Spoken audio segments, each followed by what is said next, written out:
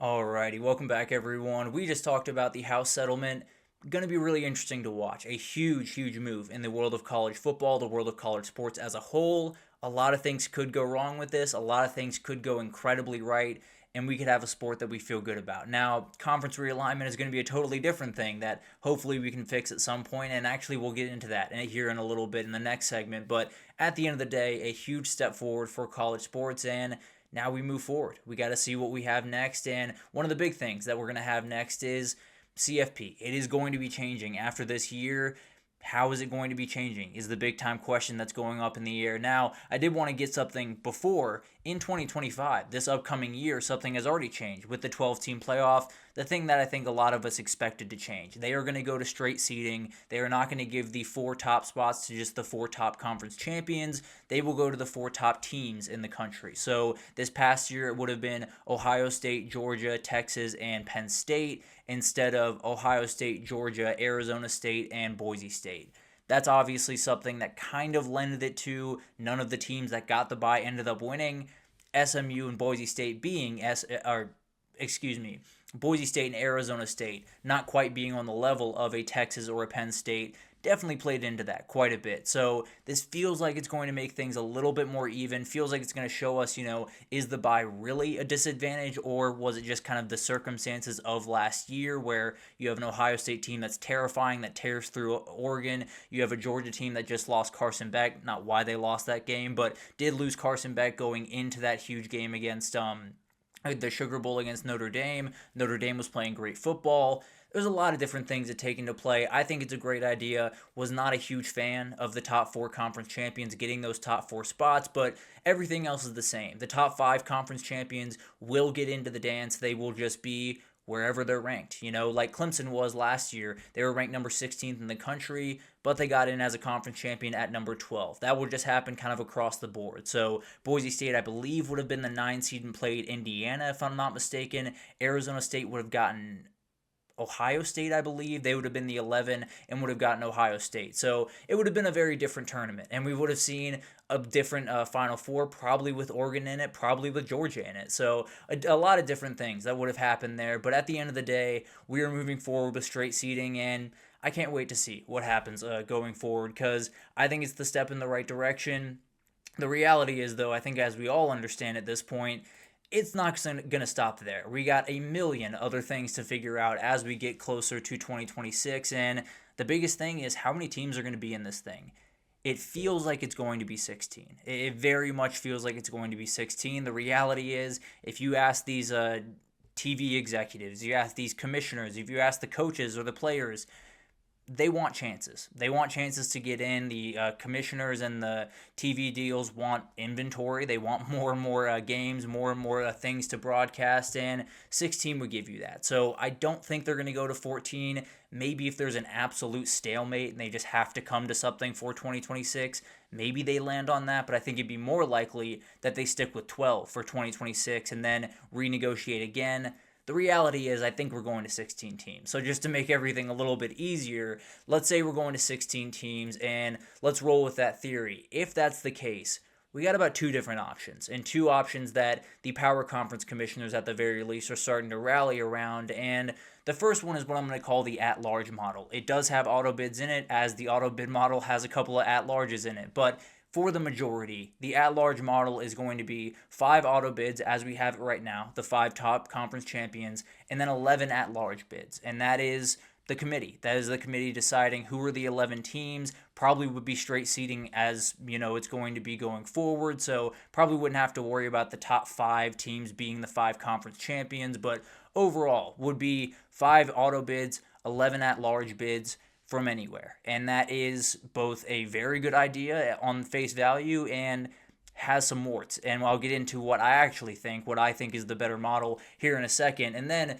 the auto bid model. The auto bid model is one that is getting a little bit of traction, especially in Big Ten country. And it's essentially you'll get 4 auto bids from the Big Ten and the SEC. You'll get 2 from the ACC and, the Big 12, not the SEC. The ACC and the Big 12. You'll get 1 from the group of 5, and then you have 3 at-large bids to kind of fill out the rest of the way. So whether that's a Notre Dame or maybe be the runner or the fifth team from the Big Ten or the fifth team from the SEC, whatever that looks like. Not exactly sure, but at the end of the day, that would be the breakdown. You'd have 13 auto bids in that scenario, where you'd only have 5 in the at-large model. You would have 11 at-large bids, and you'd only have 3 in the auto bid model. So a little bit of a back and forth there. The big thing to keep in mind here, and I'm going to focus in on the auto bid model here for a second, is it would transform conference championship weekend. It would totally change it in a number of different ways, and I'm kind of on the fence about this one. I don't know if I like the changes or I hate the changes, but this is kind of the idea of what it would look like in the auto bid model. In the auto bid model, the Big Ten and the SEC, they're getting 4 teams in regardless. So the question is, how do you decide those 4 teams? Is it 1 and 2 get automatic auto bids and maybe they play out a conference championship game, but how do you add importance to that conference championship game is very much up for debate right about now. So maybe it's just 1 and 2 automatically move in, and then you play a 3 versus 6 and a 4 versus 5 for those final 2 spots, and the other team is officially out of it. In the ACC and the Big 12, there are a couple of different options. You could go 1 versus 4 and 2 versus 3 for those 2 spots, or you could say the number 1 team throughout the regular season, you're automatically in. So would have been SMU this last year. I believe it would have been SMU. That last couple of weeks in the ACC was absolutely insane. But at the end of the day, that number 1 team would go ahead and move on in, and 2 and 3 could play for that final spot. So that's kind of an interesting thing to watch. In the Big 12, it would have been, I believe, Arizona State at the end of the day was the number 1 team. Iowa State might have been going into that game, but regardless, at the end of the day, the number 1 team would automatically get in, 2 versus 3 for that final spot. I think this would be very interesting. I think it would give a really interesting conference championship. Now, I don't want to lose conference championship games, and I want them to still matter. I'm having a hard time figuring out how they're going to matter in this format. I'm having a hard time figuring out how we're not just going to reward the regular season champ and say, we'll fight it out the rest of the way to see who goes to the playoff. That's something to figure out. And definitely kind of my biggest reservation when we talk about the auto bid format is just doesn't feel right not having a conference championship, and if you do, not having one that really matters all that much. Now, some people have thrown out the idea of 14 teams. I know Josh Pate threw this idea out where the Big Ten and the SEC champion, they're likely to get those 2 buys. Maybe that's enough to keep that game around. Maybe that's enough to make that interesting. I don't know. It'll be a really interesting thing to watch. Now, it's going to be really hard to convince ESPN and Fox to not be broadcasting those games because they're big-time moneymakers. So that'll be an interesting thing to watch. Maybe we just play a conference championship game just to play it for seeding. Maybe we end up getting rid of it and adding in these play-in games. You never really know. It's going to be really interesting. I want to keep the conference championship game, but really hard for me to picture a way to do that while keeping the importance on it as well. And that's kind of the big thing for me. So we'll see how that kind of develops. That is the big time thing with the auto bid format is you're going to be changing the conference championship week quite a bit. I can almost promise you that. And it might take a couple of these different kind of formats. And we'll see if it works out the way that we want it to. But overall, it'll be a really interesting thing to watch. That is kind of the big time pitch for that auto bid model. The question is, what do the people want? What do these 2 conferences, or these 4 conferences, what do they actually want right now? Because they're a little bit split, funnily enough, and actually there's only one standing alone on the auto bid side, and that is the Big Ten. It sounds like the SEC, the ACC, and the Big 12 are all firmly in favor of the 5+11 format, and it's really interesting because I think a lot of these people have a very, very good reason to be standing where they're standing, and I think the ACC and the Big 12 is the most obvious of these answers. The reason that they want the 5+11 is plainly just because the only way they can go back to their fans, they can go back to their presidents, and they can go back to their ADs and say, we are still a top-tier conference is if they don't give the other conferences more auto bids. If you give the SEC and give the Big Ten 4 auto bids while saying, we'll take 2, no problem, you're admitting you're a second-tier conference. The ACC and the Big 12 are not willing, nor should they be willing, to admit that to the world. So they're not going to do that. They do not want to admit that they are a second-tier conference, and then you'll see what happens after that, because that could get very messy very quickly. So they're fighting for the 5+11 kind of in spite of what would be good for the ACC and the Big 12, because you'd get more teams in with the auto bid format. I can almost promise you that. The reality is, we all understand that a lot of those at large bids are going to go to the SEC. They're going to go to the Big 10 in that 5+11 format. The ACC and the Big 12 just can't go back to their presidents and say, yeah, we just kind of relegated ourselves to a second tier conference. That cannot happen, and it wouldn't go over well if he tried to do that.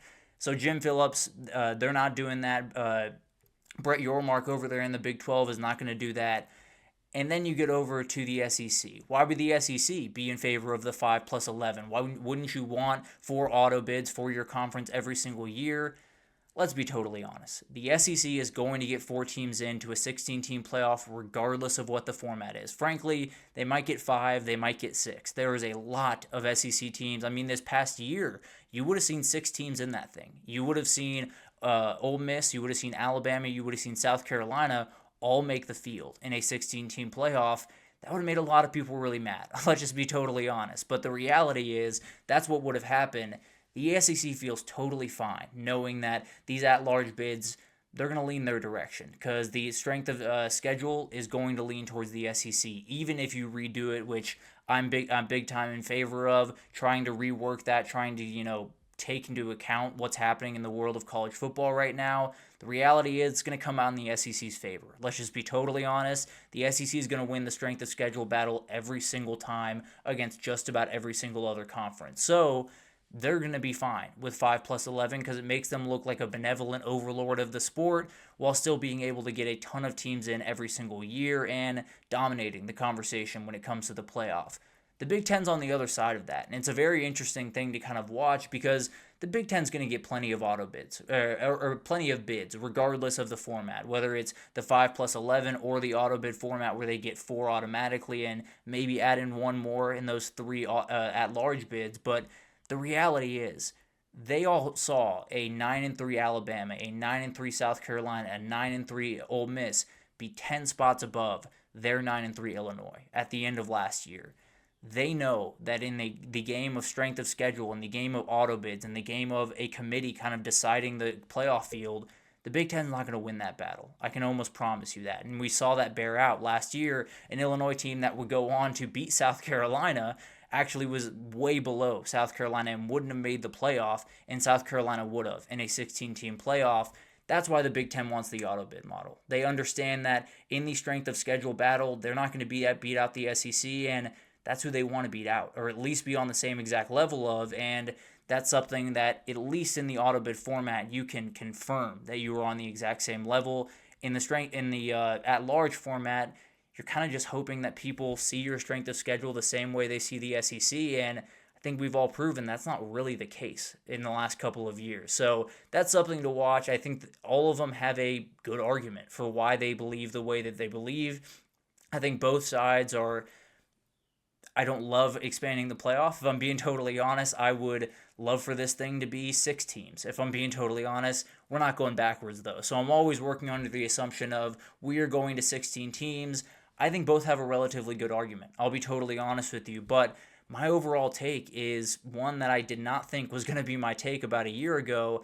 I'm fully in favor of the auto bid system. I think it makes the most sense. I think it really helps conference races be conference races deep into the season, even when you are in Alabama. Or a better example, let's say an Ole Miss. You're going into Gainesville late in the season in a game that was very important for them at the end of the day regardless. But if they were to lose that game, maybe you fall out of the top 6. Maybe you don't even get a chance to play for a spot in the CFP because you let up in one single game. In fact, that would have happened with Ohio State this past year. They were on their way to Indianapolis. They were pretty much packed their bags. They had made their reservations. They were set to go to Indianapolis and face off against Oregon again.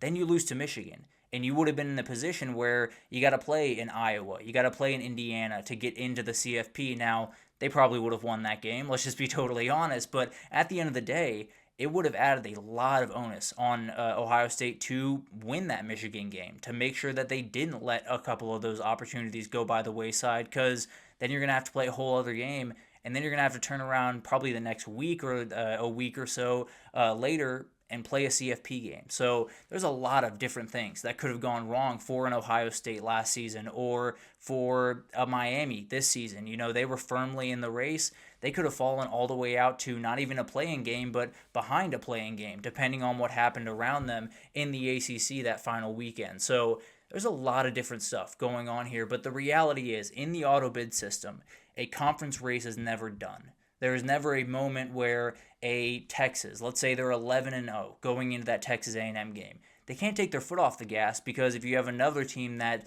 is a 10-1 going into that final weekend, you have two teams that are 10-1, you could find yourself into the play-in weekend very quickly. You're no longer just playing for seeding, you're not playing for your life, and you have to make sure that you win that final game, or you're in a position where you're in a do-or-die game against a really good team. Let's just be totally honest, especially the way the SEC played out last year.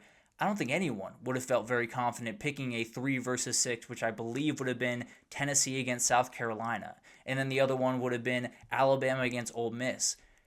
I wouldn't pick either of those. Both of those games would have been incredible games that would have been very, very tough to pick, and I think they would have been really fun to watch. And in the ACC, you would have had Miami and SMU facing off at the end of the year, maybe Clemson and Miami. Not really sure how that ended. Oh, wait, it would have been Clemson-Miami, excuse me. Clemson-Miami facing off at the very end of the year to get into the CFP, and one of them would have been out, one of them would have been in, but it would have been a really interesting thing to watch. Now, the 1 versus 4, 2 versus 3 for the ACC and Big 12 could happen.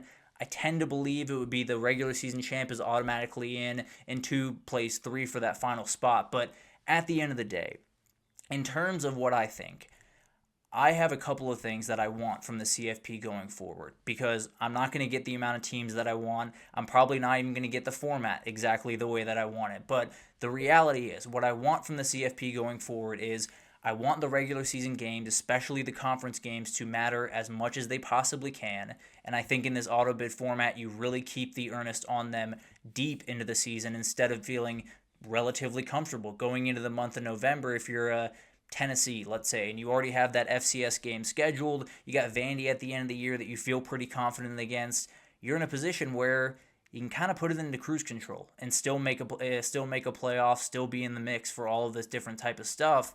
That wouldn't really work the same way in the auto bid format, where you're not focused on where you rank in the national poll. You're focused on where you are in the SEC poll, or in the Big 10 poll, or in the Big 12 or ACC poll, and that's a hugely important thing, and that's going to be really, really fun to watch, and that's what I want from college football. I want conference races to matter. The other thing I want very, very badly for the CFP is just, I want to know what the criteria is. I want to know what happened to get this team to this place, because frankly, there was a number of different scenarios last season, the last couple of seasons in the 4-team, wherever you want to go back to, where I just didn't fully understand what the reasoning was. And the reasoning at times has been very, very inconsistent, has been reasoning for one team, goes against them, and goes against another team in another scenario. There's a lot of back and forth in that committee room.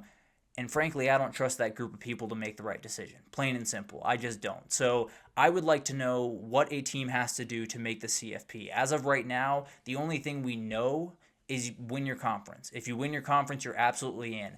Other than that, you don't really know what you have to do. You don't really know what's perfect. And even in the group of 5, even winning your conference doesn't guarantee you anything. So the reality is, I just want to know what it takes to win, to get into the CFP. If you're a 9-3, or let's say you're a 7-3 team going into the final 2 weeks of the season, you are 8th in your conference at that very moment. But these final 2 games are against teams that are in the top 6. You have 2 more games to play for a spot in the CFP. If you win those 2 games, you shoot yourself up into the top 6, you have a play-in game to get into that thing, and then you've won the games that you were meant to win. That's the most important part to me, because there are certain teams, even Ohio State, you could argue, in certain respects, lost a game that they should have won, and that in some cases for a CFP, maybe they had to have won to get into the CFP, and they didn't even have to worry. They weren't even remotely sweating. They were in the CFP. There was no question about that, regardless of what happened in that Michigan game. That won't be the case anymore. They will have lost that Michigan game and then have to turn around and play an Iowa team that has kind of been given a second life to get into the CFP. So for me, it comes down to 2 very simple things. I want the conference championship games to matter, or excuse me, I want the conference races to matter as much as they possibly can all the way into November, not just into the end of October or maybe a little bit into November. I want it to be to the very last weekend of the season. These teams are thinking about where they sit in their conference rankings and how that plays into this play-in weekend that we've talked about a little bit. And the other part is I want teams to have to win the games that I want teams to have to win certain games to get into the CFP. Period. End of story. I don't want there to be a little bit of leeway going into the final week of the season. I don't want there to be, an Ohio State that gets to lose and still find themselves hosting a game in the CFP. I want them to have to earn it. And frankly, it's not to say that the teams that made it this past year did not deserve to be there. It's not to say that any team they got absolutely wrong. It's just to say I want to know what the criteria is. I want to know why certain teams are getting in. And frankly, the auto bid format's the best way to not make this an SEC and Big Ten invitational. I understand they get 4 auto bids compared to the 2 for the ACC and the Big 12, but the reality is in the at-large model, they're getting just about every single one of those 11 spots. Now, obviously, it's not going to be that aggressive, but you're going to see there's going to be a whole lot of spots of those at-large bids that are taken up by Notre Dame, the Big Ten, and the SEC.